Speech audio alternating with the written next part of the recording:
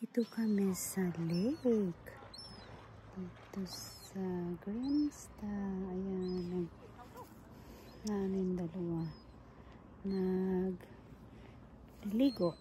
Ako ay kumaligo kasi malamig. Yan. Dito kami ulit sa Grimsta. Swimming ulit ng mga bata. Ayan. Hindi sila kinikinaw. So, ayan yung view. Maganda dito kasi white sand sila. First time lang namin nakapunta dito sa lugar na ito. Tapos yung pinaliguan namin last time doon lang sa kabila niyan. So, wala akong magawa. Ito, lakad-lakad lang. Habang inaantay ko yung dalawang naliligo.